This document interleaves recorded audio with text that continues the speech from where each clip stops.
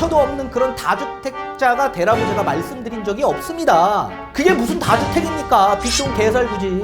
그런 분들은 무조건 다 실패다. 똑같은 아파트 똑같이 투자를 하면 그게 성공하겠습니까? 다주택이 무조건 정답입니까? 부동산 고민 문자로 자세하게 보내주시면 추첨을 통해서 여러분들에게 월수금 정확한 해답으로 찾아뵙도록 하겠습니다. 뒷번호 4994님께서 보내주신 부동산 고민입니다. 대표님, 이 상황을 어떻게 해야 될지 모르겠습니다. 재작년부터 몇백만원 들어가며 부동산 강의 듣고 경기 인천 지방까지 사람들과 임장 다니며 매수한 게 12채나 됩니다. 모임 분위기상 1년에 한 채 이상 안 사면 저만 도태되는 것 같아 남편 반대를 무릅쓰고 샀는데 역전세 집값 하락에 어떻게 수습해야 될지 모르겠습니다. 저뿐만 아니라 같은 모임 분들도 대다수 똑같고요. 구제해주세요 대표님. 가정 파탄에 다 포기하고 싶을 정도입니다. 감당이 안 돼요 라고 보내주셨습니다. 점가님 답변 부탁드리겠습니다. 네, 일단 답변부터 드리도록 하겠습니다. 지금 우리 구독자님과 유사한 내용으로 상담받는 분들 굉장히 많이 계십니다, 실제로. 그리고 지금 비슷한 사연으로 들어오는 내용도 거의 한 4개 정도가 더 있는데 그중에 제가 지금 사연을 채택해서 말씀을 해드리는 겁니다. 자, 모든 투자, 그리고 부동산 투자에서도 마찬가지 욕심을 버리셔야 되고 그 욕심을 버려야지만 적절한 이익절이 나올 수 있고 그래야 차익 실현이 가능하고 또 적절한 손절이 나와야지만 큰 손실을 범하지 않으실 수 있습니다. 따라서 반드시 지금 여러 가지의 재정적인 압박이 있는 상황이기 때문에 지금 역전세가 난 부분에 있어서 반드시 미리 지금 욕심을 버리시고 적절한 손절, 빠른 손절이 좀 필요하다라고 보여집니다. 그리고 제가 정확한 자산 현황을 모르고 있기 때문에 반드시 다시 한번 대면 상담을 받고 계획을 세우셔야만 합니다. 그리고 제가 다주택이 웬만하면 되면 더 좋은 방향이 나올 수 있다. 자산 증식에 있어 그렇게 말씀을 해드리고 있지만 우리 구독자님처럼 뭐 5채, 10채, 20채 이상 보유하는 그리고 대응 대처도 없는 그런 다주택자가 되라고 제가 말씀드린 적이 없습니다. 대응 대처도 안 되는 다주택은 그게 무슨 다주택입니까? 빚 좋은 개살구지. 따라서 반드시 욕심을 버리시고 다시 한번 본인의 실수를 자각하면서 그 원인을 파악해야지만 똑같은 실수를 범하시지 않으실 수 있을 겁니다. 자, 따라서 뒤에 가서 판소를 통해 우리 구독자님의 큰 실수 2가지를 제가 말씀을 해드릴 테니까 그 실수를 잘 파악하고 원인을 파악하신 다음에 반드시 그 밑거름으로 다시 한번 재성공하는 발판을 만들어 가셨으면 좋겠습니다. 뒤에 판소를 통해 그 원인 파악을 해드리도록 하겠습니다. 자, 우선 부동산 투자에 있어서 실패한 원인을 파악해야만 한다라고 말씀을 해드렸습니다. 그래야지 똑같은 실수를 범하지 않고 다음에는 더 성장된 투자가 나올 수 있기 때문에 그렇습니다. 자, 우리 구독자님을 봤을 때 저는 총 2가지의 큰 실수를 좀 범하신 것으로 보여집니다. 일단 첫 번째는 뭐냐면 지금 말씀 주신 내용에 따라서 보니 뭐 이런 클래스 강의를 들으러 다니셨다, 또 뭐 여러 가지 오프라인 강의를 들으셨다라고 하셨는데 실제로 상담받는 가운데서 뭐 10채 이상, 뭐 15채, 20채 정도 되시는 분들 굉장히 많이 계시거든요. 그분들 대다수가 뭐 이런 강의들을 듣고 이렇게 주택수가 증가된 분들이 굉장히 많이 계십니다. 뭐 매주마다 수도권은 뭐 기본이고 지방으로 임장 다니시는 분들 굉장히 많이 계실 텐데 이런 분들 또는 지금 제가 하고 있는 강의처럼 온라인 강의, 대표적으로 유튜브 강의죠. 이런 강의를 들으시는 분들도 당연히 많고요.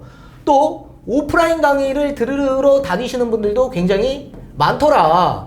자, 그런데 저 또한 마찬가지 제가 온라인 강의 영상에서 말씀을 해드리는 상황에서 세부적으로 말씀을 해드릴 수가 없습니다. 제 영상 시청하시는 분들 입장에서 지금 몇천 명이 모시는데 그 한 분 한 분마다 제가 세부적으로 말씀을 해드릴 수 없기 때문에 총합적으로 제가 광범위하게 포괄적인 내용으로 강의를 할 수밖에 없겠죠. 여기에 여러분들이 이렇게 광범위한 포괄적인 내용에 따라 강의를 해드리는 걸 본인 사정에 딱 대입해서 그렇게 진행하시는 분들이 많이 계실 수밖에 없을 겁니다. 그런 분들은 무조건 다 실패다. 무조건. 당연히 이유가 있죠. 우리 개인마다 자산 현황이 똑같습니까? 본인이 가지고 있는 자산, 부채에 대한 현황도 다 다르고 소득도 전부 다 다르고 그리고 뭐 부채뿐만 아니라 또 여러 가지 씀씀이도 전부 다 다르고 또 생각도 다르고 관점도 다르고 성향도 다르고 본인이 보유하고 있는 여러 가지의 포트폴리오 구성도 전부 다 다르고 모든 것들이 전부 다 다른데 어떻게 해답이 똑같습니까? 구성 자체가 전부 다 다른데 어떻게 해답을 똑같이 내릴 수 있냐고요. 해답은 전부 다 상이하다. 전부 다 다르다. 그런데 그런 여러 가지 강의 들으러 다니시는 분들, 그 강의만 듣고 본인한테 대입해서 매수하시는 분들 전부 다 실패입니다. 전부 다. 심지어 우리 재건축 아파트도 몇십 년이 지났는데 재건축이 안 되는 아파트들이 질비합니다. 개개인마다 현황이 전부 다 다르기 때문에 이해관계가 다 다른 거 아닙니까? 아니 누군가는 당연히 우리가 큰 틀로 본다면 재건축 아파트, 신축 아파트 되는 게 가장 좋은 거죠. 그럼 추진을 빨리 해야죠. 근데 왜 사람들이 동의를 안 하고 반대하는 분들도 많이 계십니까? 현황이 다르니까 그러는 거 아닙니까? 옆집 분은 소득이 많고 자산이 많으니까 동의를 할 수 있겠지만 내 입장에선 나는 지금 매달 생활하는 것도 빠듯한데 부채도 있는데 내가 분담금 내면서 재건축 시작하냐?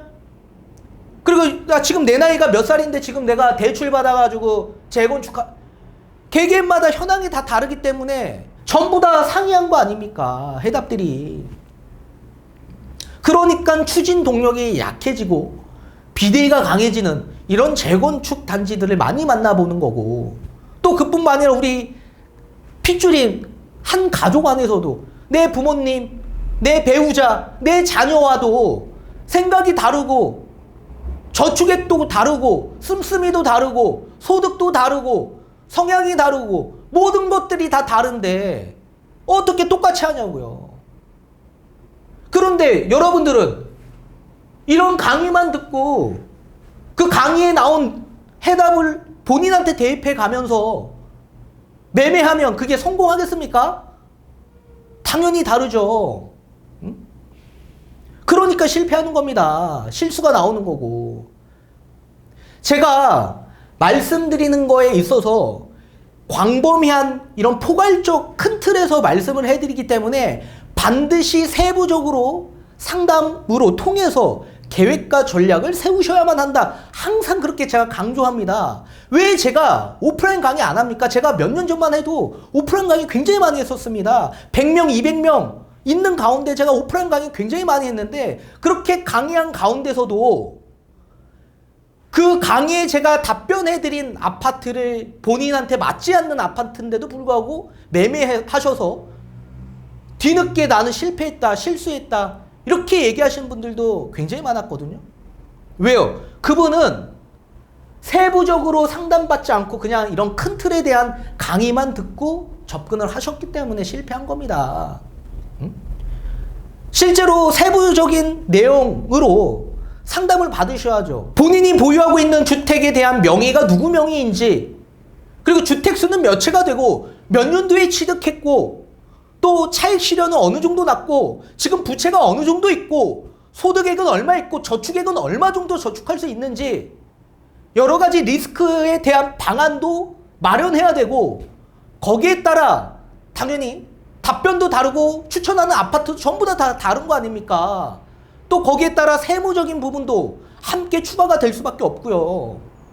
그런데 그런 세부적인 강의, 그런 상담 받지도 않은 상황에서 그냥 큰 틀에서 저렇게 얘기하니 저게 정답이겠구나 하고 그냥 매매하시다가 이렇게 큰 실수를 범할 수밖에 없다.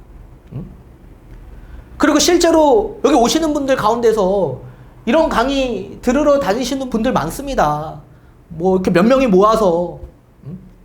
그러니까 지금 말씀 주신 사연을 보더라도 안 하면 본인만 바보라고 생각하는 그런 구성으로 만들어서 어쩔 수 없이 투자를 할 수밖에 없게끔 만드는 겁니다. 근데 똑같은 아파트 똑같이 투자를 하면 그게 성공하겠습니까? 그럼 모든 사람들이 다 성공하게. 두 번째, 자, 목적은 자산 증식입니다. 자산 증식을 하기 위해서 이렇게 투자를 하는 건데, 자, 그럼 자산 증식하기 위해서는 다주택자가 되는 게 가장 이상적이라고 생각을 할 수밖에 없겠죠, 모든 사람들이. 그러면 다주택이 무조건 정답입니까? 아니다. 자, 세부적으로 대면 상담 받는 가운데 저는 다주택이 용이한 사람도 있고요. 다주택이면 불리한 분이 있습니다. 그러면 무조건 1주택으로 그냥 여러 가지 1주택에 대한 전략을 따로 세워드리고 있고요. 무조건 다주택이 정답이 아니라는 얘기입니다. 왜요? 시장 리스크에 대응하지 못하고 대처하지 못하는 이 다주택이 무슨 다주택입니까? 이런 분들은 뭡니까? 무조건 실패하는 거다, 실패하는 거다. 앞뒤 안 보고 그냥 자산 증식하기 위해서 다주택이 되고자 하는 분들 굉장히 많거든요. 지금 질문 주신 내용에서도 뭐라 그랬습니까, 지금? 1년에 한 채 이상씩 매수 계획을 세웠다. 이게 말이 됩니까? 시장 리스크에 대응할 수 있습니까? 우리가 만약에 집값이 부동산 가격이 길게 보면 당연히 우상향하지만 우상향하는 가운데서 상승과 하락이 공존하지 않습니까? 그 주기가 명확하게 공존하는데 그냥 주구장창 집값이 상승한다라고 생각한다면 이렇게 매년 한 채씩 매수하는 게 더 훨씬 더 유리하죠.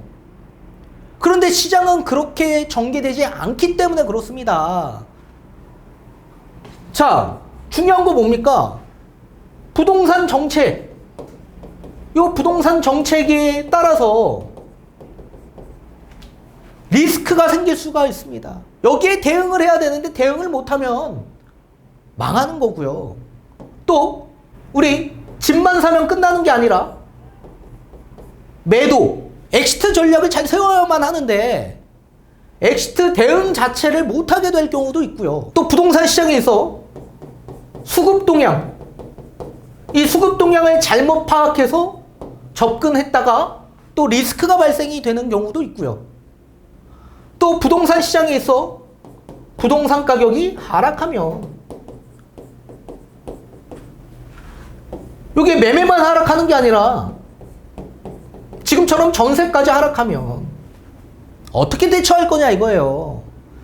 이상적으로는 맞죠. 장기 투자하고 장기 보유하면서 1년에 한 채 이상 매수하면 자산 증식되는 거 아니냐. 어차피 안 팔면 되는 거 아니냐. 그것도 개인마다 다 다르지 않습니까? 아니 만약에 지금 우리 구독자님처럼 열 몇 채가 있는데 그 열 몇 채 가운데서 리스크가 발생이 되면 대처가 안 되는데 그게 장기적으로 보유를 할 수 있다고 생각합니까? 말 같지 않는 얘기죠. 자, 부동산 정책. 여러분들 부동산 정책 어떻게 바뀔지 알고 투자합니까? 부동산 규제가 엄청 강화돼서 부동산 규제가 없는 곳을 찾아서 내가 매수했는데 또 그런 주택을 내가 매수했는데 갑자기 규제가 완화되네? 그러면 어떻게 되죠? 시장이 갑자기 급변해서 리스크가 생기게 되는 거죠. 그거 대응 대처할 수 있겠습니까? 대응 대처 불가능하다. 정책에 따라. 그리고 내가 매도를 계획하고 단기적으로 내가 만약에 시세 차익 원해서 이게 아파트 부동산 같은 경우에 뭐 주식도 아니고 내가 그냥 매도하고 싶다고 해서 매도가 되는 게 아니죠. 그리고 차익 실현이 목적이기 때문에 최소 못해도 2년 이상을 보유해야지만 우리가 차익 실현이 가능할 수 있겠죠. 자, 내가 매수할 때는 시장 장세가 너무 좋은 겁니다. 너무 호황기야. 근데 매도할 때 되니까 갑자기 시장이 급변한 겁니다. 매도가 됩니까? 가장 대표적인 게 분양권이죠. 분양권 시장, 돈 얼마 안 들어가니까 막 몇 채씩 산 겁니다. 근데 입주할 때 되다 보더니 어떻게 됩니까? 시장이 갑자기 급변해서 집값이 하락하고 전세 가격이 하락하네? 내가 생각했던 내가 들어가야 될 잔금, 그 잔금이 훨씬 더 많이 들어가네? 대출도 안 나오네? 어떻게 대처하죠? 전매할 생각으로 했는데 나와 똑같은 사람들이 무수히 많네? 전매가 됩니까? 생각의 전환을 바꾸셔야 된다. 매수가 중요한 게 아니라 매도할 그런 시장의 분위기와 흐름을 이해하고 접근을 해야 되는데 사람들은 지금 매수의 시장 상황만 보고 접근한다라는 얘기입니다. 그래서 제가 항상 강의 때도 지금 제가 예전에도 부동산이 상승할 때도 부동산 하락한다 조심하십시오 계속 강조합니다. 지금도 이제 시장의 장세가 좋으니까 사람들이 그냥 무심코 여러 채 살려고 하시는 분들 많으신데 조심하십시오. 이제 대세하락장 얼마 안 있으면 추후에 또 올 수 있습니다. 조심하셔야 됩니다. 강조하는 거 아닙니까 이렇게. 또 수급의 동향, 시장의 변화가 어떻게 될지, 경제 상황의 변화가 어떻게 될지 여러분들 예측합니까? 갑자기 금리가 인상이 될지 인하가 될지 정확하게 우리가 인지하고 접근할 수 있습니까? 세계 경제가 갑자기 위기가 찾아와서 시장이 위축이 돼서 소비가 위축돼서 침체되는 상황에 수요가 갑자기 나오지 않으면 매도가 됩니까? 그리고 입주 물량도 마찬가지입니다. 물량 자체가 적어서 그런 지역을 찾아서 내가 매수를 했는데 시간이 좀 지나 보니까 매도할 때 되다 보니까 갑자기 입주 물량이 내가 생각한 것보다 훨씬 더 많아졌을 때 어떻게 대처할 거냐 이겁니다. 자, 통계 지표만 보고 접근하는 수요가 굉장히 많죠. 입주자 모집 공고를 기반해서 입주 물량 통계 지표가 나오는데 입주자 모집 공고를 하지 않는 그런 아파트 단지들이 수특히 많은데 그런 거 하나하나 따져보지 않고 그냥 통계 지표만 보고 그냥 접근하는 수요층들 전부 다 망하는 겁니다 나중에.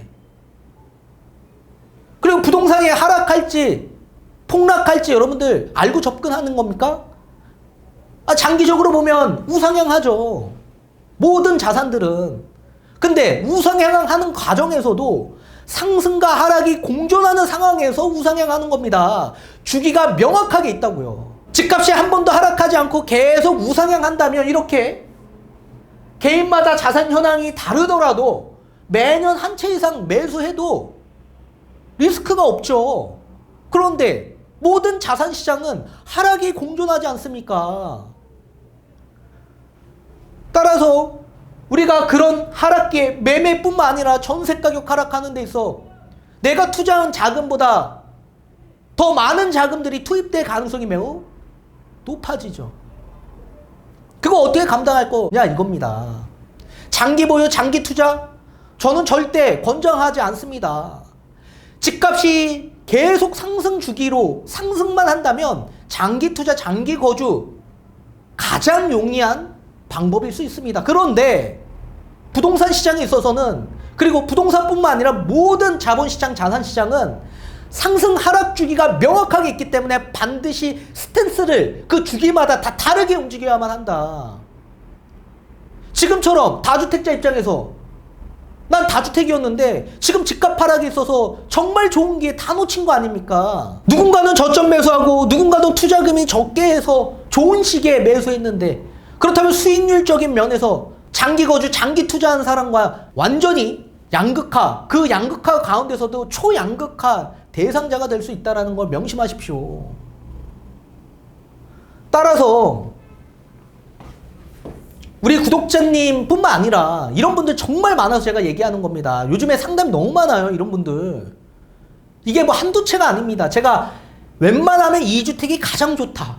2주택은 기본적으로 가져가셔야 돼. 다만 그것도 본인의 현황에 따라서 다른 겁니다. 2주택이 되면 좋은 사람이 있고 되면 안 되는 사람이 있는 겁니다. 그리고 이 자산 증식하는 데 있어서 무조건 다주택이 좋은 게 아니다. 그 다주택이 제가 적절한 대응 대처가 될 수 있는 다주택이 돼야만 하는데 이런 시장 리스크에 대응 대처도 안 되는 다주택 물건만 많지 빚 좋은 개살구지 뭐 누구한테 자랑하려고 내가 이거 투자하는 겁니까? 응? 남들이 뭐 몇십억 뭐 100억 부자다 이런 거에 혹해가지고 투자하는 분들 많다고요. 아니 생각해 보십시오. 저도 20대 때 돈 많이 벌었어. 근데 그 20대 때 돈 벌었던 거 지금 한 푼도 없습니다. 돈은 바다의 조석과 같다라고 제가 얘기를 했죠. 조석과 같다. 밀물과 썰물이 있듯이 돈은 들어올 때 들어오고 나갈 때 나간다. 그러면 가장 중요한 게 뭡니까? 노후 때 내가 지금 어떻게 진행했는지에 따라 결과물이 나온다. 그럼 내가 지금 당장 떵떵거리고 다주택 뭐 5채 10채 있다라고 자랑하면 뭐합니까? 결과가 이런 상황인데 결국엔 노후 때 내가 어떻게 자본 총량이 높여져 있는지 그 재산의 끝은 노후에 있다라고 말씀을 해드리고 싶습니다. 그래서 가장 중요한 건 이렇게 총량이 많다고 해서 중요한 게 아닙니다. 자산 증식은 실속 있는 자산 증식을 하셔야만 합니다. 그래서 우리 구독자님은 안타깝게 이번에 실수가 나왔지만 여기서 끝나는 게 아닙니다. 인생 길잖아요. 여기서 끝나는 게 아니라 여기서 발판 삼아야 됩니다. 이런 실수를 범하지 않게끔 발판 삼아야 됩니다. 저 또한 마찬가지입니다. 제가 투자했던 시기가 20대 중반인데 그 시기 때 제가 수없이 실패를 많이 했습니다. 저도 실패 많이 했다. 그게 발판 삼아서 제가 여기까지 온 거 아닙니까? 똑같은 개념이라고요, 여러분들.